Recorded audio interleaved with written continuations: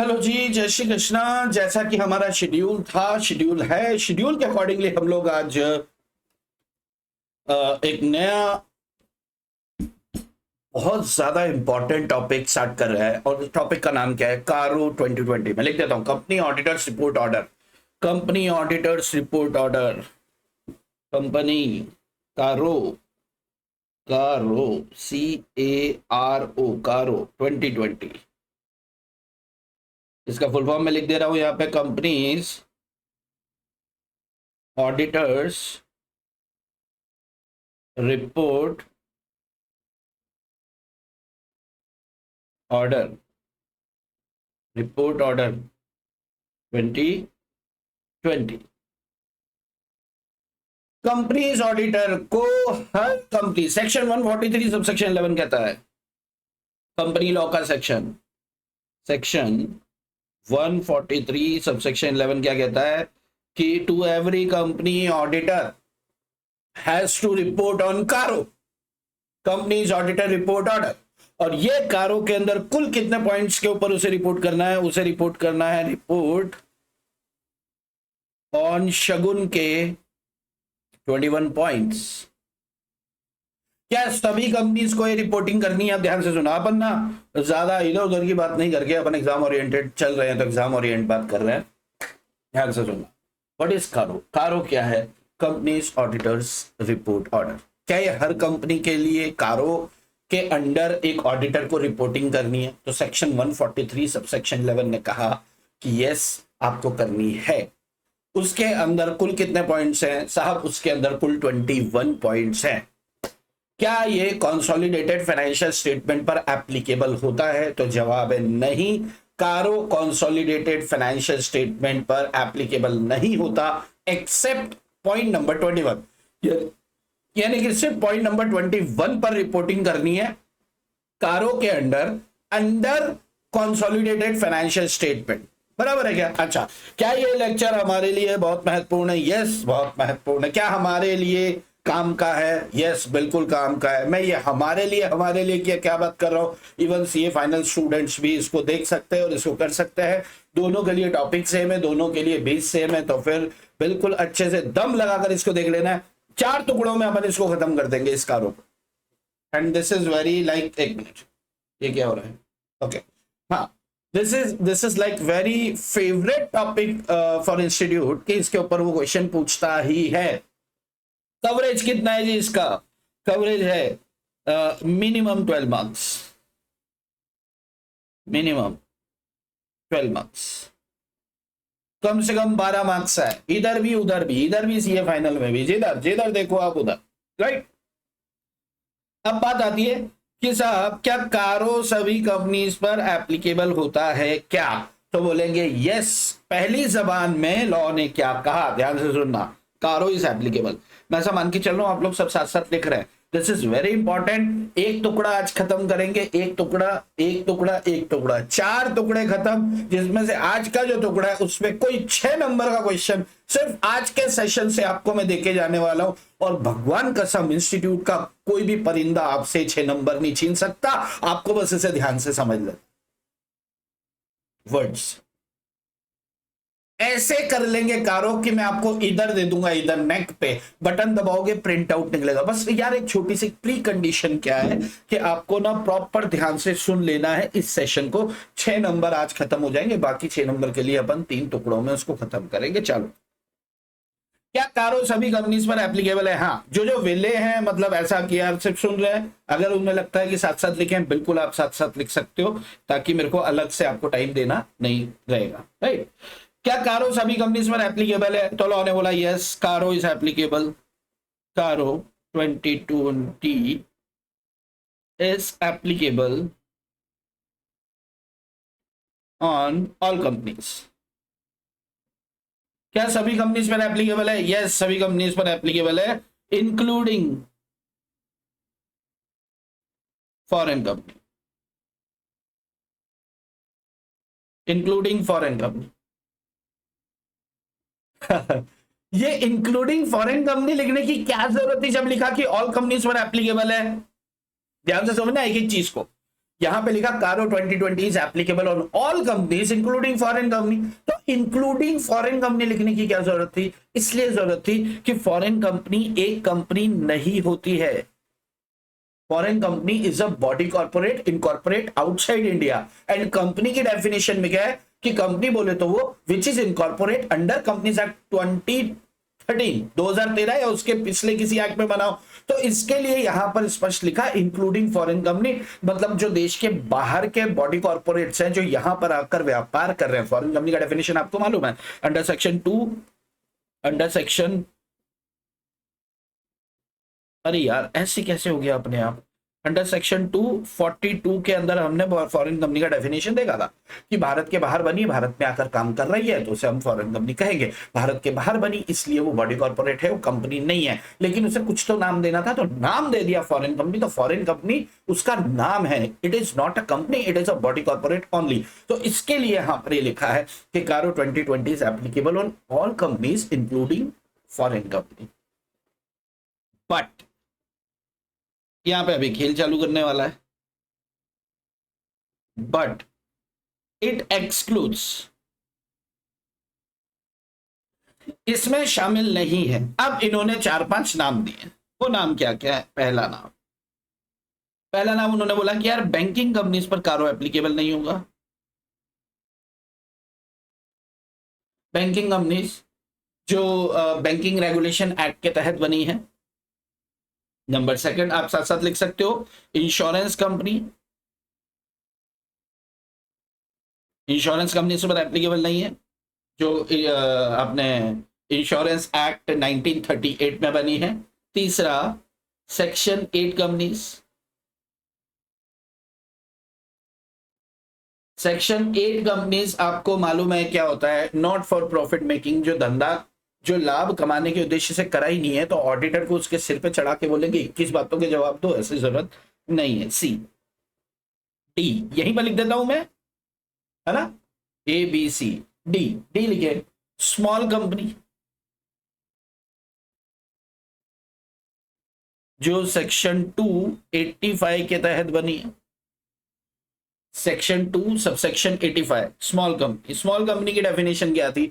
ऐसी कंपनी जिसका paid up share capital, ऐसी प्राइवेट कंपनी जो किसी पब्लिक कंपनी की होल्डिंग या सब्सिडरी नहीं है। ध्यान से सुनो, ऐसी private company which is not a holding और subsidiary of a public company, और उसका paid up share capital plus जो है उसका पेड अप शेयर कैपिटल क्या है, 4 करोड़ से ज्यादा नहीं है, उसका टर्नओवर 40 करोड़ से ज्यादा नहीं है। अगर ये सारी कंडीशन सेटिस्फाई करती है तो ये कंपनी स्मॉल कंपनी है। और स्मॉल कंपनी को कुछ प्रिविलेजेस दिए जाते हैं, और उन प्रिविलेजेस में एक प्रिविलेज ये भी है कि CARO 2020 is not applicable to you Miss small company, Miss बच्ची। तो अगर अपन अपन उसको बोले, वो बोले हम पे तो फॉरेन का ये अपना कारो एप्लीकेबल है ही नहीं, तो अपन क्या बोलेगा? ये छोटी बच्ची है क्या? तो बोलेगा यस आई एम छोटी बच्ची। तो छोटी बच्ची मतलब स्मॉल कंपनी, राइट? एक बार फिर से सुनो, स्मॉल कंपनी क्या होती है? ऐसी कंपनी, ऐसी प्राइवेट कंपनी, स्मॉल है मतलब छोटी है, ऐसी प्राइवेट कंपनी जिसका paid up share capital 4 crore से ज्यादा नहीं है, डज नॉट एक्सीड्स 4 करोड़। मैं लिख नहीं रहा हूं क्योंकि यार वो सीए इंटर में अपन कर चुके हैं अच्छे से। जिसका टर्नओवर जो है 40 करोड़ से ज्यादा नहीं है, अगर ये दोनों कंडीशन सेटिस्फाई करता है तो इस पर कारो एप्लीकेबल नहीं होगा, ऐसा लॉ ने बोला। Next E point, A B C D E, one person company OPC. One person company अगर स्मॉल में नहीं लग रहा तो ओबीसी में कैसे लगेगा यार? सेक्शन 2 सबसेक्शन 62, 242, 262, 285 तीनों में नहीं लगता है। बैंकिंग कंपनी, इंश्योरेंस कंपनी में नहीं लगता है, सेक्शन 8 कंपनीज पर नहीं लगता है, 242 में लगता है, सॉरी 242 में लगता है, लेकिन सेक्शन ये इस पे लगेगा, लेकिन 50 इस पे नहीं और इस पे नहीं लगेगा, सेक्शन 8 कंपनीज में नहीं लगेगा। And F F F private limited company, private limited company if it satisfies the below 3 conditions। अब ये below 3 क्या है? समझो। कंडीशन नंबर 1, कंडीशन नंबर 1, ऐसी private limited company, condition number 1 क्या है? नॉट बीइंग होल्डिंग और subsidiary company of any public company. ऐसी कोई भी प्राइवेट कंपनी जो किसी पब्लिक कंपनी की ना तो होल्डिंग है ना ही सब्सिडरी है, अगर अब वो ये 3 कंडीशन सेटिस्फाई कर देती है, 3 कंडीशन, इसको अपन कंडीशन नंबर 1 नहीं देते हैं, ठीक है। कंडीशन नंबर 1 क्या है? अगर आपका paid up share capital plus paid up share capital plus reserves and plus surplus,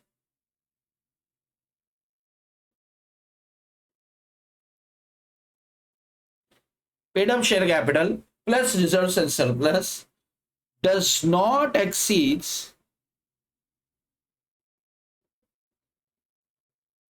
doesn't exceeds, मैं ऐसा मान के चल रहा हूं कि आप साथ साथ लिख रहे हो, does not exceeds more than 1 crore, 1 crore, 1 crore से ज्यादा, 1 करोड़ रुपए से ज्यादा, does not exceeds rupees 1 crore, rupees कर देता हूं यह, रुपीज 1 करोड़। ऐसी प्राइवेट कंपनी जिसका paid up share capital plus free reserve जो है, रिजर्व एंड सरप्लस जो है, डज नॉट एक्सीड्स कितना है? 1 करोड़ रुपए से ज्यादा का नहीं है अगर, तो उस प्राइवेट कंपनी पर कारो एप्लीकेबल नहीं होगा। लेकिन अगर 1 करोड़ टप जाता है, क्रॉस कर जाता है, तो फिर उस पर एप्लीकेबल होगा। एक दूसरी बात, सेकेंड बात, डज नॉट, अच्छा ये कब देखना है? On as on balance sheet date, as on balance sheet date. Balance sheet date मतलब आपको क्या करना है, जब आप उसका फाइनेंशियल स्टेटमेंट देखोगे तो 31 मार्च को देखो कि यार उसका रिजर्व सरप्लस और capital, paid up share capital का टोटल अगर 1 करोड़ के ऊपर है तो कारो की रिक्वायरमेंट है, फिर आपको कारो रिपोर्टिंग करना है। लेकिन अगर ऐसा नहीं है तो कारो की रिक्वायरमेंट नहीं आती है। एक बात। दूसरी बात देखो, सेकेंड थिंग इज इसका borrowings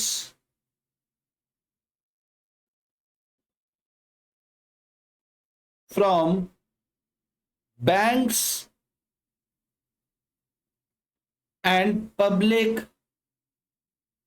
financial institution, banks and public financial institution, इसका बोरोइंग कितना है देखना, does not, doesn't exceeds ₹1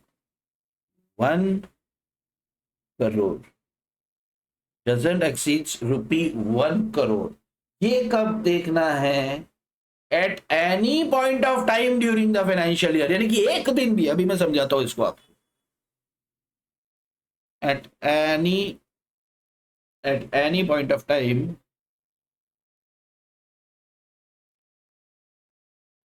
at any point of time during the financial year,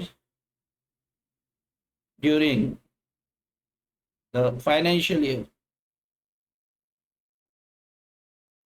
during the financial year। देखो सीधी सी बात है, जैसे मान लो कि मैं एक कंपनी हूँ, स्मॉल कंपनी हूँ, मैं सारी रिक्वायरमेंट से बच गया, लेकिन यहां पर आया कि यार मेरी बोरिंग जो है वो 1 करोड़ 7 लाख रुपए, कितनी है? 1 करोड़ 7 लाख। तो मैंने क्या दिमाग लगाया कि यार ऑडिटर आएगा, देखेगा इसकी तो यार 1 करोड़ 7 लाख की बोरोइंग है, इसके ऊपर तो कारो भी लगेगा, तो कारो के अपन अलग से फीस ले लेंगे, सब सारा मजा आ गया जिंदगी का। तो ये दुकानदार भाई साहब जो थे, इनने बोला यार कारो का जब जांच होगी, फीस का प्रॉब्लम नहीं है, जांच होगी तो 21 बातों के जवाब देना। और 21 बातों के जवाब देते देते यार मैं तो गंजा हो जाऊंगा, फंस जाऊंगा। तो एक काम करता हूं, क्यों ना मैं 10 लाख रुपए चुका देता हूं। तो 1 करोड़ 7 लाख था, उस 10 लाख चुका दिया तो 97 लाख रह गया। As on balance sheet date कितना नजर आ रहा है? 97 लाख। लेकिन ड्यूरिंग द फाइनेंशियल ईयर क्या 1 करोड़ से ज्यादा था? यस, तो कारो एप्लीकेबल होगा। आप चला, सरकार बाहर चला। ये ध्यान रखना, ये ध्यान रखना। क्वेश्चन में होगा, क्वेश्चन में ऐसे होगा कि आपको डे 1 पे यानी कि 1 अप्रैल को दिखाएंगे कि यार आपका जो कर्ज था वो कितना था। 31 मार्च को दिखाएंगे आपका कर्ज कितना था। अगर मान लो 1 तारीख को कर्ज था 90 लाख और 31 तारीख को भी कर्ज था 95 लाख, लेकिन ड्यूरिंग द ईयर कंपनी को शॉर्ट टर्म बोरोइंग की जरूरत पड़ गई थी, तो बैंक पब्लिक फाइनेंशियल इंस्टीट्यूशन से उससे कर्ज ले लिया था 30 लाख का, यानी कि 1.25 करोड़ एक बार जाके आया ना। अब वो कंपनी ने चाहे उसे 1 महीने में, चाहिए कंपनी ने 6 दिन में चुका दिया। ये कह रहे हैं एनी पॉइंट ऑफ टाइम साला एक बार तुम्हारे खाते में चढ़ गया 1 करोड़ के ऊपर, एक दिन के लिए भी आपके ऊपर कारो एप्लीकेबल हो जाएगा। क्या आप मेरी बात को समझ पा रहे हो? यस यस यस, फटाफट से अगर समझ आ रहा है तो 1 दबाएं, और अगर लग रहा है कि कोई डाउट है तो 2 दबाएं। मैं इंतजार कर रहा हूं सिर्फ 30 सेकंड के लिए, और मैं तब तक वीडियो को पॉज कर दे रहा हूं। ओके, जवाब आ चुके हैं जी, मेजॉरिटी 1। लेकिन एक बच्चा कह रहा है कि ओहो ये तो गलत बात है। हाँ गलत बात तो है, लेकिन है कानून तो कानून है। पॉइंट नंबर 2, हम बात कर रहे हैं प्राइवेट कंपनीज पर कारो एप्लीकेबल नहीं होगा अगर उसका paid up share capital plus reserve जो है उसके 1 करोड़ से ज्यादा नहीं है as on balance sheet date. लेकिन जहां बोरिंग्स की बात, अच्छा क्योंकि उसे हम छेड़ नहीं सकते, बोरिंग्स के साथ तो खेल सकते हैं ना। तो यहाँ पे क्या बोला कि बैंक और पब्लिक फाइनेंशियल इंस्टीट्यूशन से अगर कर्ज लेके रखा है 1 करोड़ से ज्यादा है तो फिर लगेगा at any point of time during the financial year. This is very important. ये फाइनली ध्यान रखना, तुम्हारे साथ खेला जाने वाला है। एनसीए इंटर चक्कर में मत रहना, तुम्हें छोड़ दिया जाएगा। इंस्टीट्यूट ले रही है मजे, और ऑडिट का पेपर जो लोग दे चुके हैं उनको मालूम है कि बहुत ज्यादा मजे लिए जा रहे हैं। तो बिल्कुल नेक्स्ट पॉइंट पर आते हैं हम लोग, number 3। The condition number 3 is what? The condition number 3 is आपका टोटल रेवेन्यू, टोटल रेवेन्यू यानी कि turnover,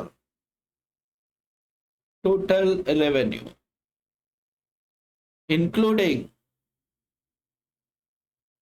revenue, total revenue including revenue from discontinuing operation। कैसा? वो धंधा तो हमने बंद कर दिया। अरे तुमने धंधा बंद कर दिया भाई, उसकी कमाई तो ले लो, कितनी कमाया तुमने उसमें। डिसकंटिन्यूइंग ऑपरेशन,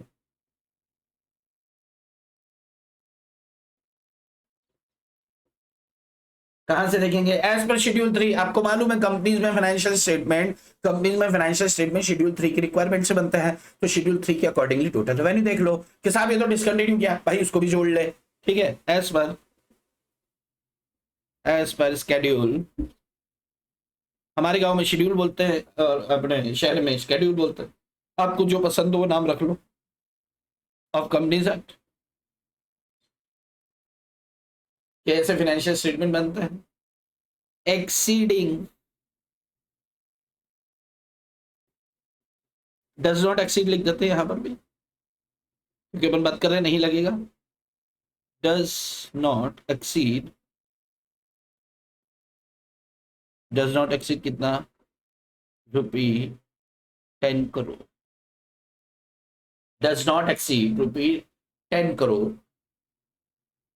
as per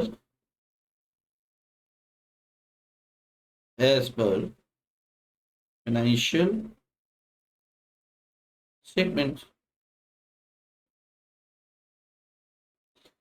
अगर ये 3-4 चीजें वो हो जाती हैं, हमारी सेटिस्फाई हो जाती है, तो एक प्राइवेट कंपनी पर भी कारो जो है एप्लीकेबल नहीं होगा। अगर कंडीशन संतुष्ट हो जाती है तो नहीं होती है।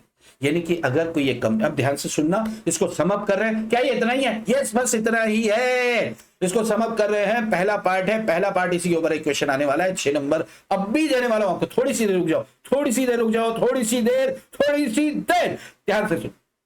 CARO 2020 is applicable. कारो, व्हाट इज द कारो 2020? समअप करें फटाफट से सुनो।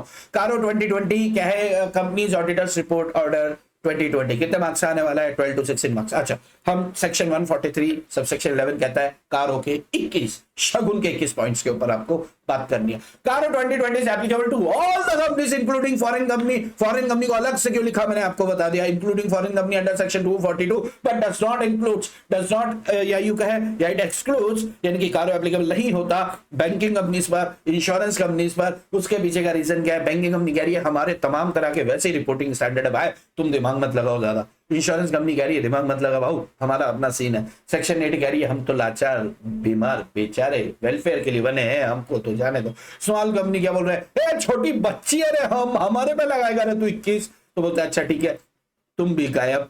ओपीसी 1% जब स्मॉल नहीं तो ओपीसी कैसे? उसके बाद गेम बनता है आपका प्राइवेट कंपनीज पर। Private company if it is satisfied the below 3 condition, अगर ये 3 कंडीशन को संतुष्ट करती है।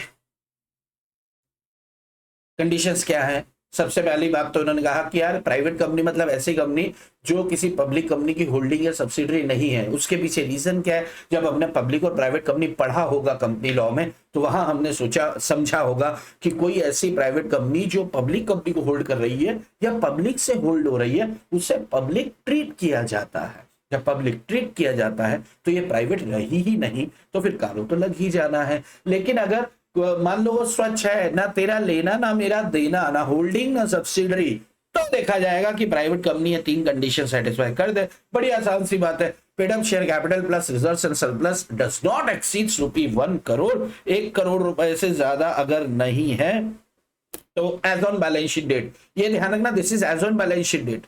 थर्ड पॉइंट है total revenue including revenue from discontinued operation as per schedule 3 of companies act as on balance sheet date 10 crore से ज्यादा नहीं होना चाहिए। लेकिन बात करेंगे बोरोइंग्स की कि बैंक और फाइनेंशियल पब्लिक फाइनेंशियल इंस्टीट्यूशन से कर्ज लिया है जो कि 1 करोड़ रुपए से ज्यादा नहीं है at any point of time during the financial year.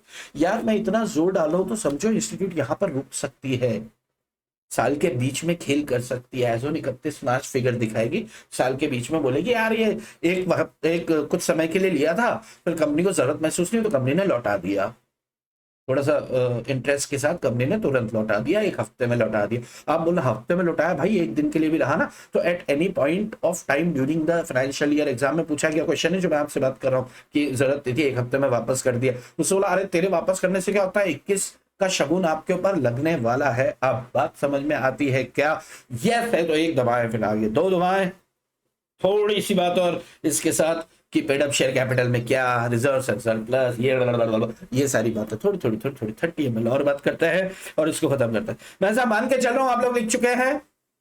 Yes recorded students जो नहीं लिखे हैं, मैं आपको ये स्क्रीन आपके सामने है, आप इसको रोक के और इसको खत्म कर दें। 1 सेकेंड। ओके चलिए अब ध्यान से सुनना, यहां पर क्या पेड अप शेयर कैपिटल में पेड अप शेयर कैपिटल के अंदर क्या प्रेफरेंस शेयर शामिल होगा? हम जानते हैं होता ही है। इसमें equity paid up share capital plus preference paid up share capital दोनों का टोटल है, पहली बात। दूसरी बात रिजर्व्स एंड सरप्लस आपको दिया हुआ है। अगर मान लो प्रॉफिट एंड लॉस का डेबिट बैलेंस है या किसी तरह के लॉसेस है तो क्या इसमें एडजस्ट करेंगे? बिल्कुल एडजस्ट होता है यार। P&L profit and loss negative balance, इसको क्या बोलते हैं? Debit, to be adjusted.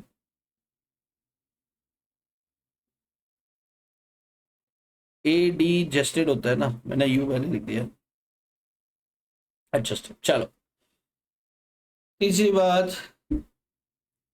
Banks और पब्लिक फाइनेंशियल इंस्टीट्यूशन से कर्ज है तो दोनों का मिलाकर है। ऐसा नहीं है कि बैंक से 1 करोड़ और पब्लिक फाइनेंशियल इंस्टीट्यूशन से 1 करोड़, दोनों का इन टोटल 1 करोड़ के ऊपर नहीं होना चाहिए। ये मेरे को लिखने की जरूरत नहीं, मेरे को मालूम है कि आपको मालूम है। यस जहां टर्नओवर की बात करेंगे, टर्नओवर है तो इसमें से टर्नओवर में से अगर कोई सेल टैक्स है तो हटा देंगे यार, क्योंकि वो हमारा रेवेन्यू नहीं है, वो सरकार का रेवेन्यू है। लिखने की जरूरत है क्या? नहीं है। टर्नओवर में किसी तरह का जीएसटी वगैरह शामिल है तो जीएसटी को हटा देंगे यार। क्यों? क्योंकि वो सरकार का है, हमारा नहीं है। बराबर है क्या? हमारी रेवेन्यू की बात कर रहे हैं ना, वो तो हमने सरकार, मान लो हमने 10 करोड़ रुपए इकट्ठा किया है कस्टमर से, लेकिन उसमें से हमारा तो 8.5 करोड़ ही है, 1.5 करोड़ तो सरकार को देना है, तो क्या वो हमारा रेवेन्यू काउंट होगा? क्या नहीं होगा। इस चीज को ध्यान रखना है कि टैक्सेस को एक्सक्लूड कर देंगे। कोई सेल्स रिटर्न है, रिटर्न को भी एक्सक्लूड कर देंगे। और मैं मान के चल रहा हूं कि जो मैं लिख रहा हूं ना, ये चीजों से आप पहले से वाकिफ हैं, लेकिन फिर भी कोई एक बच्चे को भी अगर ये चीज का ज्ञान से समझ आता है, भाई यार उसके लिए है, बाकी आप लोग स्किप करते हैं। ठीक है, तो इतनी सी बात है। अगर इतना समझ में आता है तो एप्लीकेबिलिटी ऑफ कारो के ऊपर हम 2 तरह के क्वेश्चन करेंगे।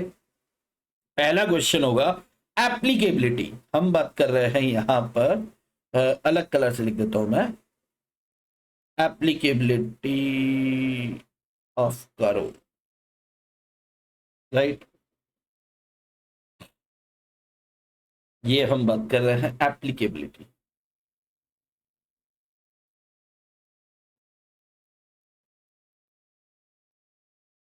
कारो किस किस पर एप्लीकेबल है, किस किस पर एप्लीकेबल नहीं है, ये हमने समझ लिया। इसको अब सम अप करने की जगह हम इसके ऊपर एक क्वेश्चन देख लेते हैं। तो देखो, कारो 3 टुकड़ों में विभक्त है। पहला क्वेश्चन एप्लीकेबिलिटी डायरेक्ट पूछेगा, किस पर एप्लीकेबल है किस पर नहीं। तो आपको ये पूरी कहानी लिख देनी है। ये पूरी कहानी 6 मार्क्स आपको देके जाएगी। एक। दूसरा, इंस्टीट्यूट इतनी भी साऊ नहीं है, इतनी भी मतलब वो नहीं है, क्या बोलते हैं, दयालु नहीं है कि आपको डायरेक्ट क्वेश्चन देगी। इंस्टीट्यूट क्या करेगी, आपको एक केस स्टडी बना के देगी। केस स्टडी में पूछेगी यार बताओ कारो एप्लीकेबल है क्या, तो भी आपको ये प्रोविजन तो लिखना ही है। ठीक है, ठीक है। लेकिन जिसके बारे में पूछा गया उसके बारे में आपको वर्णन करना है। आपसे ये तो बोलेगा नहीं कि एबीसी एक बैंक है या एचडीएफसी बैंक के ऊपर क्या कारो लगेगा, क्या आप बोलोगे नहीं लगेगा क्योंकि इसमें नहीं लगता, कारो नहीं लगता बैंकिंग कंपनी में। भाई साहब आपको इतना सा समझ नहीं है क्या? तो आपको अच्छा एक लाइन में जवाब होगा, लेकिन आप सोचे कि यार मैं लिखूं कि कारो जो है सभी कंपनीज पर लगता है including foreign company, it excludes banking company, insurance company, section 8 company, small company, OBC and private company, जिसमें ये और क्वेश्चन क्या पूछा भाई, बैंकिंग कंपनी का जवाब दे। ये क्या टाइम पास कर रहा है? तो एक लाइन में ही खत्म करना है। बात समझ में आ रही है? अगर आपको क्वेश्चन में प्राइवेट कंपनी की बात कर रहा है तो अपन बोलेंगे CARO is applicable to all companies including foreign company under section 242, but it excludes some of private companies which are holding or subsidiary, which are not holding or subsidiaries of public company, or if they satisfied any of all the three conditions, if a private company which is not holding or subsidiary of a public company and satisfy the below 3 conditions, there is no need to applicable कारो के प्रकोप से उसे बचा लो और बचा लो।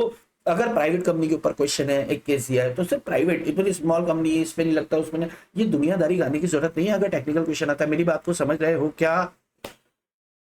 अगर समझ रहे हो तो एक दबाएं, अदरवाइज 2 दबाएं। दबाते जाए, जिंदगी का मजा आएगा। समझते जाए, नहीं समझ आएगा तो समझ के मजा आएगा, बट मजा लेना है तो आप कोई प्रेस करे एक किया तो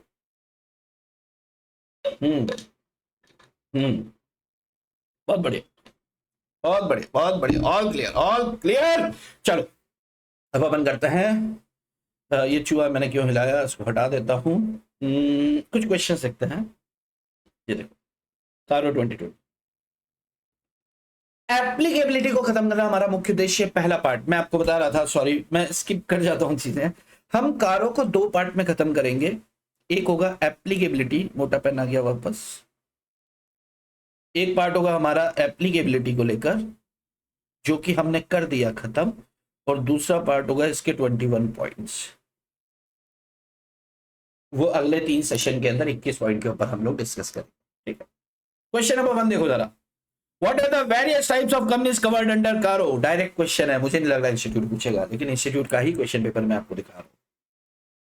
एग्जामिन द एप्लीकेबिलिटी ऑफ कारो 2020 इन द बिलो केसेस। अरे examine the applicability of कारो 2020, क्या बोल रहा है भाई, कारो 2020 इन बिलो 2 केसेस। पहला केस है educating child is limited company registered under section 8, क्या कारो एप्लीकेबल है? मैं सब मान के दे रहा हूँ, क्वेश्चन पेपर आपको प्रॉपर दिख रहा है। क्या कारो एप्लीकेबल है क्या? ये विभिन्न एग्जाम में आए हुए क्वेश्चंस हैं जो मैंने सारे संकलित किए हैं। मतलब इंस्टीट्यूट का स्तर आपको पता चले क्या लेवल है यार इंस्टीट्यूट का। क्या सेक्शन 8 कंपनीज पर एप्लीकेबल है? बोलेंगे बाबूजी ये एप्लीकेबल नहीं है, कोई चक्कर वाली बात नहीं है, 2 नंबर का क्वेश्चन था, कोई चक्कर नहीं है। आशु प्राइवेट लिमिटेड, नाम क्या दे दिया? Ashu private limited, having Paytm share capital and reserves of 50 lakh. During the year, company had borrowed 70 lakhs from bank or financial institution independently. Turnover इसका 900 लाख यानी कि 9 करोड़ है। यहां पर हमारा जवाब स्टार्ट होगा, बाबूजी CARO is applicable to all companies including foreign company under section 242 but it excludes some of private companies which are neither a subsidiary nor a holding company of a public nor a holding of a public company। ठीक है, and satisfy the below 3 conditions, 1 2 3, वो तीनों conditions लिखी गई। 1 करोड़ से ज्यादा नहीं चाहिए, 1 करोड़ से ज्यादा नहीं चाहिए, 10 करोड़ से ज्यादा नहीं चाहिए। इधर चेक किया 1 करोड़ से ज्यादा है क्या? नहीं है भैया, 50 लाख है। पेड शेयर कैपिटल क्या 1 करोड़ से ज्यादा है क्या? बोरोइंग नहीं नहीं नहीं नहीं 76 लाख है। क्या यहाँ हमारा टर्नओवर 10 करोड़ से ज्यादा है क्या? नहीं। तो हम क्या बोलेंगे? CARO is not applicable. यहां पर हम थोड़ा सा रुको, फोकस करो। क्या बोला, क्या बोला? देखो जरा, यहां पे बोला है the company had borrowed 70 lakhs. 70 lakh क्या 1 करोड़ से ज्यादा होता है? नहीं। ईच, ग्रामर में खेल गया। 70 लैक्स ईच फ्रॉम, मेरा पेन गिर गया रे, एक सेकंड, अरे बुढ़ापा आ गया, बुढ़ापा आ गया। 70 lakhs each from bank and financial institution, bank और फाइनेंशियल इंस्टीट्यूशन से इंडिपेंडेंटली 70 लैक्स यानी कि 70 प्लस 70 कितना होता है? 1.4 करोड़। इंस्टीट्यूट खेल गई ना, कितने हरामखोर लोग हैं। वैसे छुपा रहा हो अंदर। और वहां पे क्या लिखा है इन्होंने भाई? देख, बैंक फिगर आपको क्या दिखाई जो आपको देखना था? 1 करोड़ से कम, लेकिन खेला कहां? Each from a bank and financial institution independently। हमारे अंदर से क्या है? 50 लाख यानी कि कम है, 70 लाख यानी कि कम है, 900 लाख। हमें लगा इंस्टीट्यूट शानी बन रही थी। 900 लाख हमें भी पता होता कि 9 करोड़ होता जो कि 10 करोड़ से कम है। कारो एप्लीकेबल नहीं है रे। जरा रुको, थामो। ये लैंग्वेज ना एक बार किसी होशियार ने यूज करी और उसको कॉपी कर करके इंस्टीट्यूट आगे खेलती गई। लेकिन क्या आपको समझ में आ रहा है? यहां पर 70 lakhs each from bank and financial institution, इसका मतलब ये 1 करोड़ 40 लाख रुपए हो गया। आपको बोलना है कि ओ हो इंस्टीट्यूट बुद्धू नहीं बनाने का यार, एप्लीकेबल हो जाएगा कारो। क्लियर है क्या? ये टेक्निकल क्वेश्चन है 6 नंबर पे। ये पूरा सेट आया था, मैंने बोला ना 6 नंबर, तो 2 नंबर यहां पर थे एजुकेटिंग वाला और 4 नंबर का ये आशु प्राइवेट लिमिटेड था। तो क्या आपको क्लियर है? क्या बात समझ में आ रही है? फटाक से आंसर करो, आगे बढ़ेंगे। फिर यस के लिए 1 दबाना है पूरा। Why yes yes I am agree, मजा आ गया, जिंदगी खूबसूरत है, कुछ लिखने का नहीं। 1 टाइप करो, मैं मान लूंगा कि आप खुश है आपकी जिंदगी। हाँ 1 1 1 1 1 1 okay okay okay. Next question देखो। जी प्राइवेट लिमिटेड, जी मतलब गंगूबाई, है ना? Gangubai private limited paid up share capital 1.2 crore है। दिमाग ही नहीं लगाना है। 2020-21 में 1.2 करोड़ था। During financial year 21-22 the business was interrupted due to covid restriction, therefore the company incurred losses to tune of 25 lakh during the year.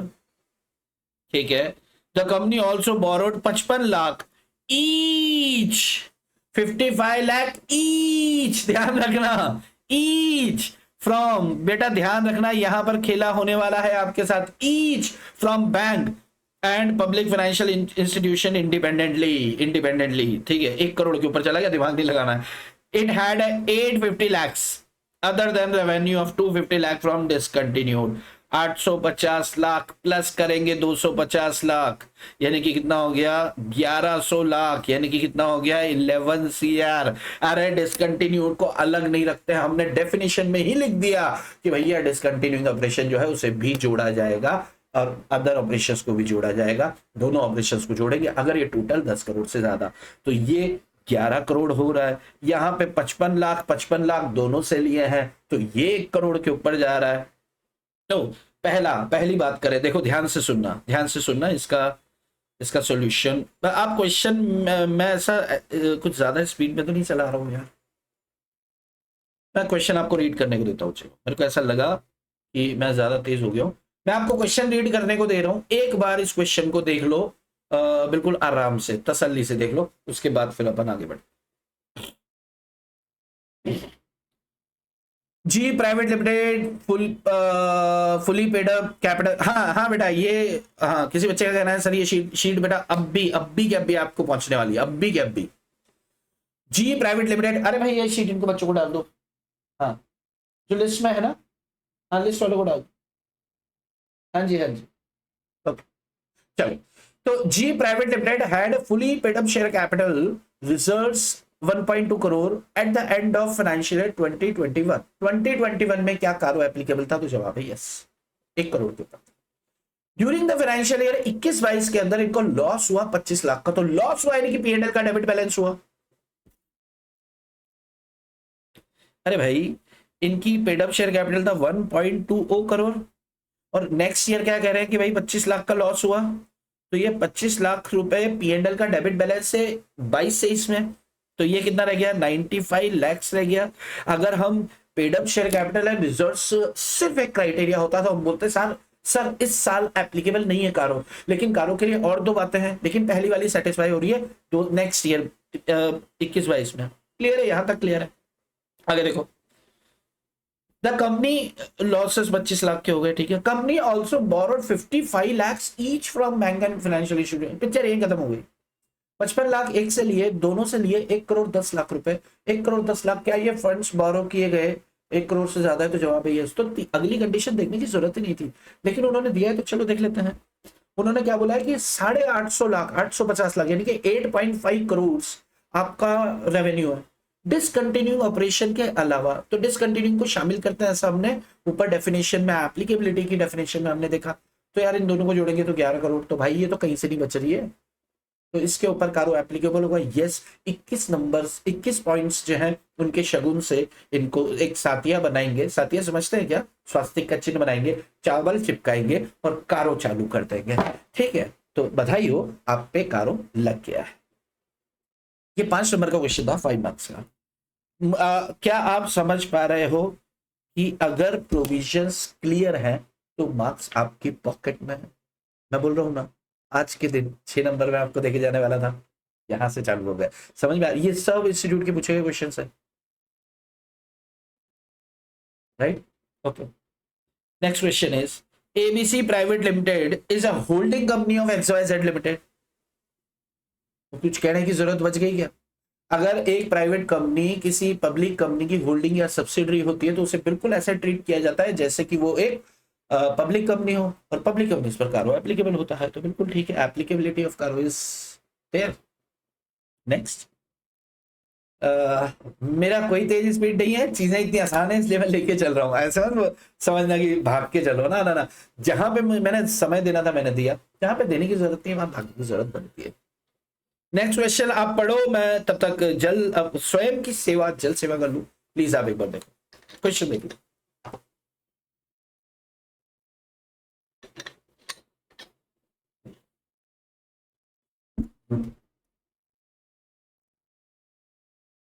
Okay,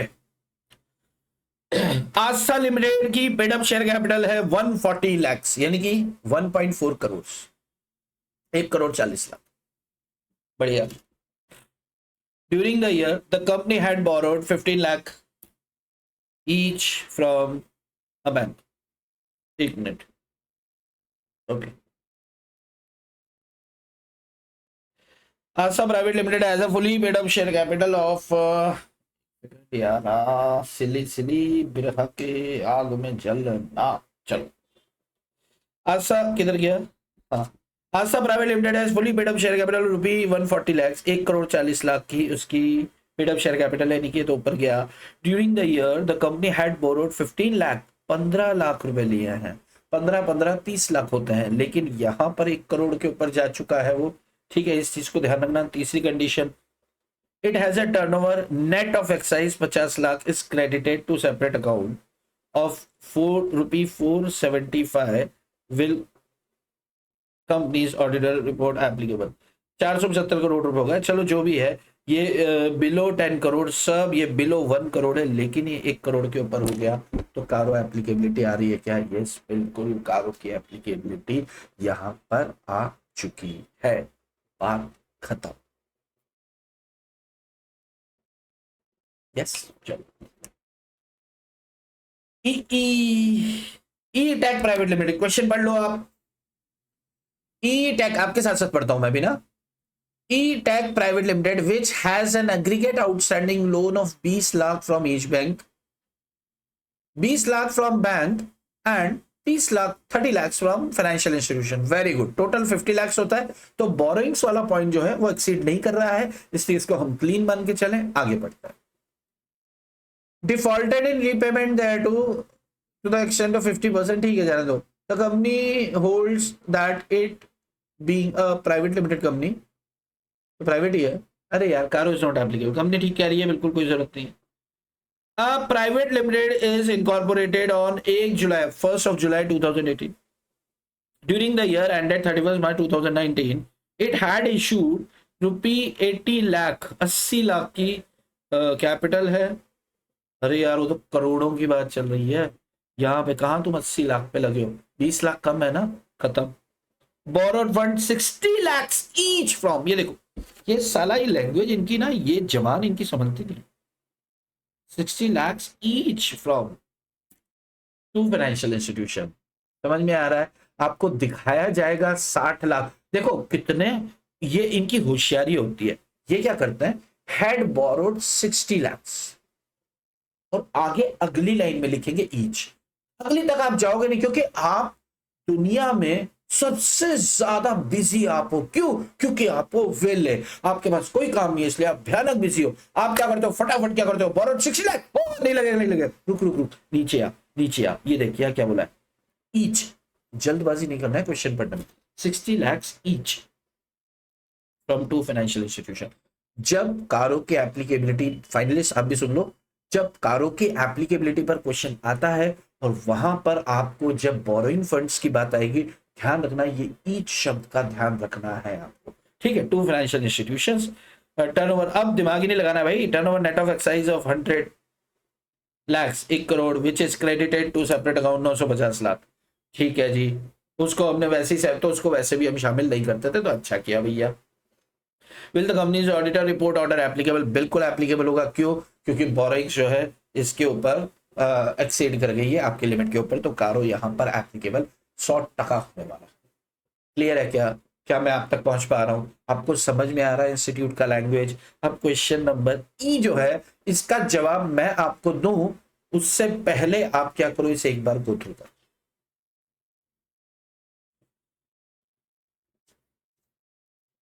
अभी साथ साथ पढ़ू गया। हाँ, मेरे को भी खुजली है ना। चलो आप कर लो एक बार, आपको सिर्फ 1 मिनट का समय दे रहा हूं मैं पढ़ने के लिए। देखना, आप पढ़ते ही आपको जवाब आएगा।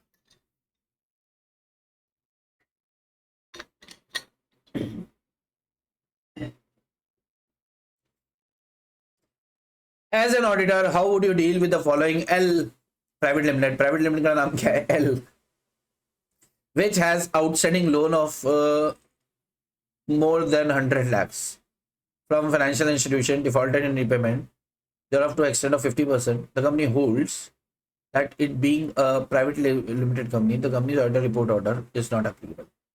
अरे यार, 100 लाख के ऊपर है ना, एक्सीड है 1 करोड़, तो कारो इज एप्लीकेबल, एप्लीकेबिलिटी लग जाएगी। नेक्स्ट क्वेश्चन पढ़ो,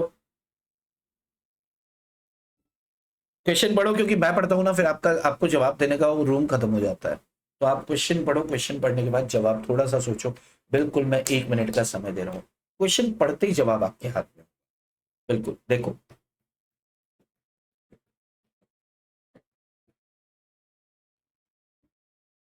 ओके मैं पढ़ता हूं। टी प्राइवेट लिमिटेड की paid up share capital are less than 1 crore, ठीक है। It has no outstanding loan exceeding 1 crore, अरे बहुत बढ़िया है। लेकिन इसका टर्नओवर जो है 12 करोड़ है बिफोर डिडक्टिंग ट्रेड डिस्काउंट जो कि 20 लाख था। Sales return 1.9 crore, very good. देखो डिस्काउंट हमने हटा दें तो हमारी बहुत अच्छा अच्छा क्वेश्चन। देखो देखो देखो देखो ABCDEF है ये, तो यहां पर कारो की एप्लीकेबिलिटी है कि नहीं, नॉट एप्लीकेबल और एप्लीकेबल। हमने पहली कंडीशन देखनी है, paid up share capital reserves 1 crore से कम है, टिक लगा। Borrowings not exceeding 1 crore, second tick लगा। अब टर्नओवर पे भी टिक लग गया तो एप्लीकेबल नहीं होगा। टर्नओवर कह रहे हैं 12 करोड़, 12 करोड़, और अपने को कारो एप्लीकेबल कितने में हो जाता है, 10 करोड़ पर हो जाता है। यहां पर कितना है, 12 करोड़ है। लेकिन इन्होंने बोला कि सर 1.90 करोड़ का हमारा रिटर्न है, तो हमारा नेट सेल्स कितना हो गया जी, ये देखो सेल्स रिटर्न है 1.9 करोड़, तो ये रिटर्न है, तो ये कितना हो गया हमारा 10.10 करोड़। 10 करोड़ 10 लाख, 10 करोड़ 10 लाख है, फिर भी ज्यादा है, ठीक है। फिर कह रहे हैं भैया हमने 20 लाख का डिस्काउंट भी दिया था, वो भी इसमें शामिल है। नहीं नहीं नहीं, ये नहीं, किधर गया वो क्वेश्चन, यही है ना, हाँ ट्रेड डिस्काउंट 20 लैक्स, 20 लैक्स का हमारा जो है कंपनी का, ये देखो ये 20 लाख का ट्रेड डिस्काउंट हमने माइनस कर दिया तो ये कितना हो गया 0.20 लैक्स, करोड़, सॉरी करोड़। तो ये हो गया 9 करोड़ 90 लाख रुपए। तो कंपनी कह रही है भैया हम पे कारो मत लगाओ। हमने बोला बिल्कुल नहीं लगेगा तुम पे। तुम कितने पे आ गए हो, तुम ये आ गए हो, ये 20 लैक्स को हटा दिया, 1.9 करोड़ को हटा दिया, तुम आ गए 9.9 करोड़ पर, और 9.9 करोड़ पर एप्लीकेबल नहीं होता है। तो कंपनी भयानक खुश हो गई। तो कंपनी बोला अरे एक मिनट रुक रुक रुक रुक, ये 20 लाख क्या है। तो कंपनी ने बोला अरे ये हमने सर्विसेज दी थी। अच्छा सर्विसेज दी थी, भाई रेवेन्यू का पार्ट है ये भी, 20 लाख जोड़ो। हो देखो ना क्या होने वाला है इनके साथ। 20 लाख रुपए जोड़े, ये क्या है, सर्विसेज रेंडर्ड। तो अब टोटल कितना हो गया टर्नओवर, 10.10 CR। कारो इज एप्लीकेबल, एप्लीकेबल हो। क्वेश्चन को पूरा पढ़ना है। इन्होंने क्लैरिटी से कह दिया paid up share capital reserve 1 crore से ज्यादा नहीं है, बड़ी अच्छी बात। उसके बाद क्या बोला, बोरोइंग्स 1 करोड़ से ज्यादा नहीं है, इससे अच्छा कुछ नहीं। अब उन्होंने टर्नओवर की कहानियां दी। उन्होंने बोला भाई साहब टर्नओवर है टोटल, इसमें से 1.9 करोड़ का रिटर्न हमने लेस नहीं करा, तो करना करा 10.10 करोड़ है बस, और तो कुछ नहीं। नहीं सर इसमें से हमने डिस्काउंट दिया तो लेस नहीं करा, अरे तो करना, तो किया 9.9 करोड़। हमने बोला और कुछ करीब, बस सर टर्नओवर इतना ही था हमारा और मजा आ गया जिंदगी का, 9.9 करोड़ है सर, एप्लीकेबल नहीं है। तो सरकार ने बोला बड़ी अच्छी बात है यार, बधाई हो, इस बार आप पे कारो एप्लीकेबल नहीं। एक मिनट, ये फिगर क्या है, ये फिगर क्या है कि सर ये तो हमने कुछ सर्विसेज रेंडर की थी, 20 लाख रुपए वहां से आया, मतलब ये अदर ऑपरेशन हो गया क्या। Yes sir, yes sir. नहीं बट टर्नओवर तो है ना तुम्हारी कंपनी का, अंदर ही ये रेवेन्यू है। हाँ सर रेवेन्यू तो है सर, रेवेन्यू तो है ना, तो बेटा इसको जोड़। तो इसको जोड़ा, जोड़ने के बाद क्या आया 10.10 CR, कारो हो गया एप्लीकेबल, ध्यान रहेगा। यस, तो इंस्टीट्यूट सिर्फ इसके इंग्रेडिएंट्स के साथ खेलेगा। वो इंग्रेडिएंट पे आपको पकड़ कैसे बनेगी, आपको खुद क्या करना पड़ेगा, थोड़ा सा ध्यान धर लेना है, ठीक है। चलो क्लियर है बॉस, क्लियर चल रही है क्या चीजें, चीजें क्लियर चल रही है क्या।